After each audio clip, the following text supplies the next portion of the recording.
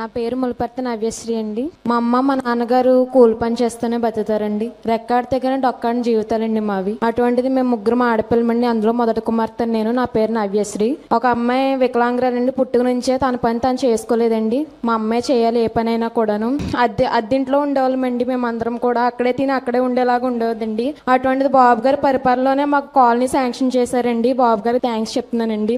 మేము ముగ్గురం ఆడపిల్లమండి. మా చెల్లిని కూడా మేము ఎడ్యుకేషన్ లోన్ తీసుకొని చదివిస్తున్నామండి. అలాగే మా అమ్మ కూడా అనారోగ్యంగా ఉంటదండి. మా నాన్నగారు ఒకళ్ళు కష్టపడి చేస్తేనే మాకు ఇల్లు గడుస్తుందండి. నాకు ఒక మంచి ఉద్యోగం ఇప్పిస్తే నా కుటుంబాన్ని పెంచే బాధ్యత ఇప్పుడు నా మీదే పడిందండి. అందుకనే మీరు ఏదన్నా మార్గం చూపిస్తారని మీకు హంబుల్ గా రిక్వెస్ట్ చేస్తున్నానండి. చెప్పమ్మా, ఇప్పుడు చెప్పు.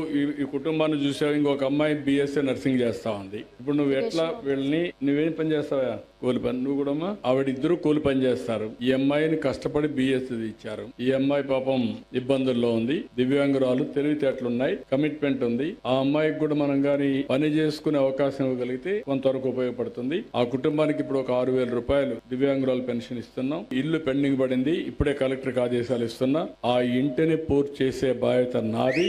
అది కూడా ఇమ్మీడియట్ కంప్లీట్ చేపిస్తాను. దాంట్లో సెకండ్ థాట్ లేదు.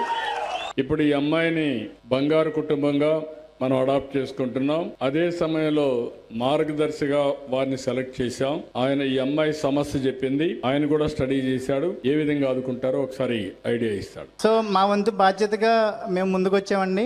ఈ కుటుంబం స్టడీ చేసాం. వాళ్ళకి అన్ని రకాలుగా చదువు కోసం, వాళ్ళ ఆరోగ్యం, వాళ్ళకి రేపొద్దున మంచి భవిష్యత్తు తీసుకొచ్చి పావర్టీ నుంచి పైకి వచ్చి బెటర్ స్టాండర్డ్ ఉండేలాగా మేము బాధ్యత తీసుకుని అన్ని చూసుకుంటాం. మొత్తం ఈ ఫ్యామిలీని పిలిపించుకుని వాళ్ళు ఏమనుకుంటున్నారో వాళ్ళ సలహాలు కూడా తీసుకుంటాం సార్. అప్పుడు అమ్మాయి చదువుతుంది కాబట్టి ఇంకా అమ్మాయికి చదువుకునే ఇంట్రెస్ట్ ఉంటే కనుక ఖచ్చితంగా మాస్టర్స్ చదివిస్తాం సార్. MSc చేయిస్తాం అమ్మాయి చేత. వాళ్ళకి ఓపుకుండి వాళ్ళు చదువుకున్నంత వరకు మేము చదివిస్తాం సార్. తర్వాత అమ్మాయికి జాబ్ ఇంట్రెస్ట్ ఉంటే కనుక మా సంస్థలోనే జాబ్లో కూడా తీసుకుంటాం సార్ ఆవిడని.